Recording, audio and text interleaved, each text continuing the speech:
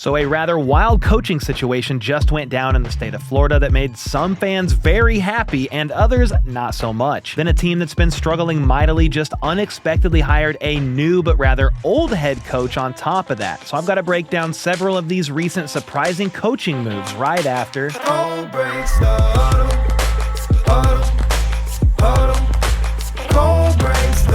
First up, before we get to the biggest news of the day involving a little bit of coaching drama surrounding the Jacksonville Jaguars and Tampa Bay Buccaneers, there is some other coaching updates worth talking about. The Texans fired offensive coordinator Bobby Slowik today after just 2 seasons with the team. Last year, the Texans were in the top half of the league in terms of both points and yards, and CJ Stroud had what some were calling one of the greatest seasons from a rookie quarterback that we'd ever seen.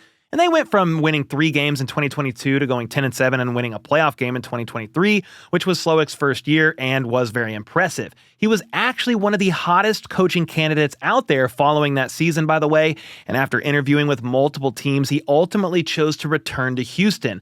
Well, unfortunately for him, Nico Collins had a stint on IR, Stephon Diggs tore his ACL, Tank Dell suffered a gruesome knee injury, and the offensive line was one of the worst in all of football, allowing the second most sacks in the NFL. A lot of the offense's problems were out of his control, but this is a results-driven league, and having the 19th best scoring offense this season with all those playmakers, albeit, yes, some eventually got injured, that didn't meet expectations, and so they let him go. But going from a potentially sought-after head coach last offseason to who knows what's next for him this year, that just shows how much can change in just 1 year. And then it was announced earlier this morning that the Las Vegas Raiders are hiring 73-year-old Pete Carroll to be their new head coach. Now, Pete Carroll has built some great teams and won a Super Bowl, so it's no disrespect to him. But I was pretty shocked when I saw that news come in this morning. The Raiders are a rebuilding team, not just on the football field, but in the front office as well. Tom Brady is now a minority owner and does have a big say in personnel decisions as well as the search for a quarterback. Well, they cleaned house by firing head coach Antonio Pierce and GM Tom Telesco. Then earlier this week, they replaced Telesco by hiring former Bucs assistant GM John Spytek to come and be their new general manager. Tom Brady, by the way, being involved in hiring a GM with the last name Spytek is insanely ironic, but I digress. All in all, there's a lot of work to be done with the Raiders. You got no quarterback, no clear RB1, no clear wide receiver 1. They got a decent defense headed up by Max Crosby and an awesome tight end in Brock Bowers that they drafted last year. You could build around him for sure, but it is rough over there right now with no near immediate success in sight. That's why I was surprised they opted to bring in a guy like Carroll, who probably doesn't have many years left in coaching, as opposed to hiring a younger guy that could potentially build and grow with this front office and any potential quarterback they bring in.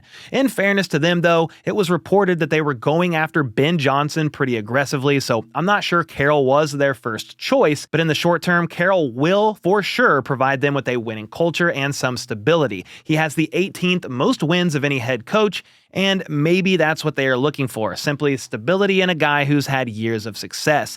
Yes, he is one of the oldest head coaches in the league right now, but his mind seems pretty sharp, and we have people running the country who are much older, so in theory, Pete Carroll should be more than fine to help just run a football team. It's only a 3-year deal with a 4th-year option, so maybe they view him as a bridge guy who can establish a culture for the next coach that eventually comes in, or maybe they can win now. Maybe they bring in Russell Wilson, reunite Mr. Let's Ride and his former head coach Pete Carroll. That would be pretty insane. Doubt it happens. But finding success in this division is going to be much easier said than done, regardless of who the quarterback ends up being, because you're in a division featuring Andy Reid and Patrick Mahomes, Sean Payton and Bo Nix, and then Jim Harbaugh and Justin Herbert. So good luck, Pete Carroll and the Las Vegas Raiders. All right, before I get into this next segment, I wanted to share 3 of my favorite Underdog picks with you for these upcoming games. Underdog is not only the best and easiest place to play fantasy sports, but any new signups using code CBTH will get up to $1,000 in bonus cash plus a gimme pick in the lobby. The free pick this week is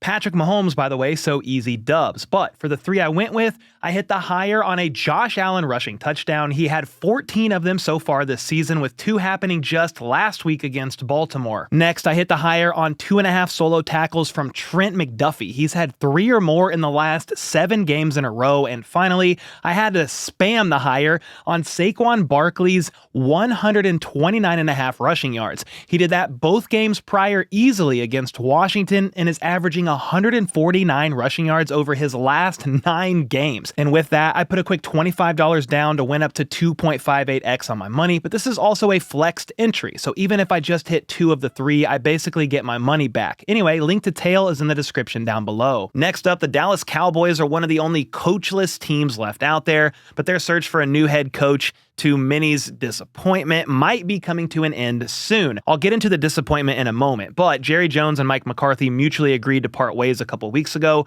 with Big Mike scheduled to interview for the Saints job next week. But as for the Cowboys vacancy, offensive coordinator Brian Schottenheimer is the man that they are reportedly closing in on to be their new head coach.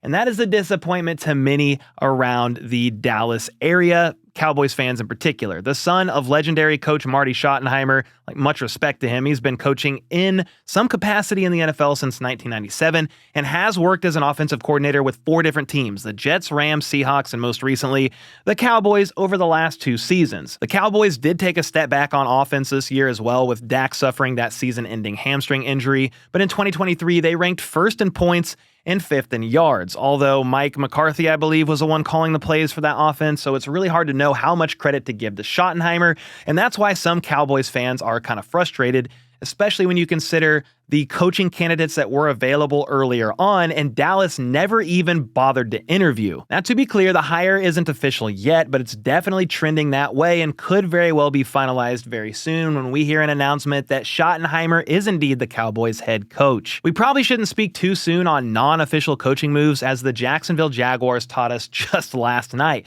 The story is a pretty wild one, so stick with me. The Jags had completed an initial interview with Bucs offensive coordinator Liam Coen and were reportedly all in on hiring him. Well, it was reported on Wednesday that Coen was instead going to be returning to Tampa to become the highest paid coordinator in NFL history. Well, following that announcement, reports came out stating that coaching candidates were turned off by the job in Jacksonville, namely because they still hadn't fired their GM Trent Baalke, who had been there since 2021. Jacksonville went 25-43 since then, yet opted to keep him around despite firing head coach Doug Peterson, who was brought in the year after Baalke. Well, this is where it starts to get a little crazy, because just a few hours after those reports came out about candidates not wanting anything to do with Baalke, the Jags sent him packing, firing him. Diana Rossini reported that ownership called Coen directly and said they would let him pick the general manager and would pay him, quote, Ben Johnson level money on a multi-year contract. And so I believe they wanted Coen so bad they were willing to part ways with Baalke almost at the snap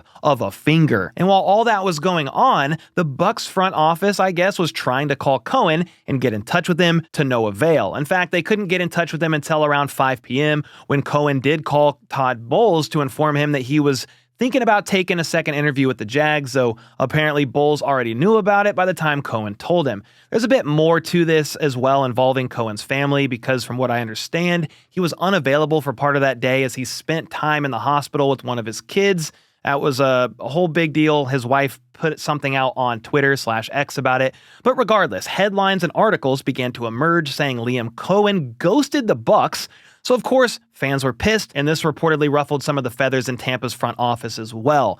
I'm sure they also didn't really like seeing the announcement that came in last night, because Liam Coen ended up taking that head coaching job in Jacksonville. He put out a statement today as well, calling this an opportunity of a lifetime. I mean, it wasn't until it was, I guess, when Coen wasn't going there without Baalke getting fired, but he's fired now. So hey, it's the opportunity of a lifetime. Some were under the impression, by the way, if the Bucs didn't make the playoffs, Todd Bowles could have been on the hot seat, with Coen potentially finding himself the next coach for Tampa Bay. Well, obviously they made the playoffs, and Coen played a big role in that success. So Bowles ended up staying, and Coen stays in Florida, but switches to a different team as their head coach.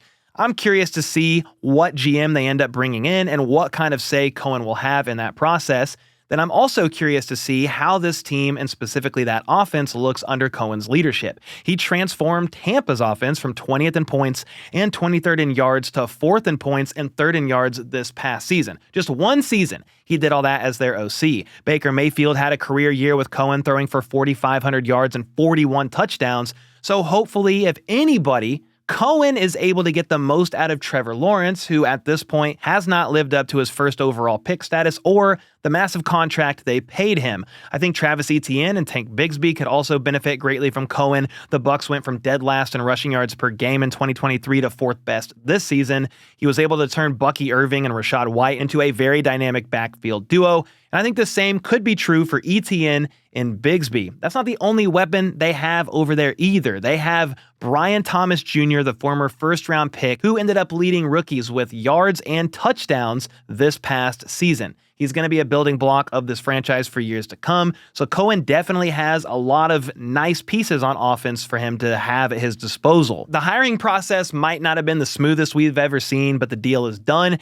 and the Jags ended up getting their guy. I don't have a lot of confidence, to be honest, in the Jags ownership. Shad Khan bought the team back in 2012, and they've literally had the worst record in the NFL since then. But if they hit on this hire and Coen brings in a solid GM and coaching staff around him, this could be a franchise-altering move. The AFC South is one of, if not the weakest division in football, so the window for the Jags to be competitive starts right now. They have some holes they need to address in the draft and free agency, but there is talent on the roster, and I do believe things can get turned around there in the next year or two if Coen has as big of an impact there as he did on Tampa's offense this past season. But what do you guys think? Did the Jags make the right hire? And did Liam Coen make the right move by choosing Jacksonville instead of returning to Tampa? You also got to let me know your thoughts on how things kind of went down.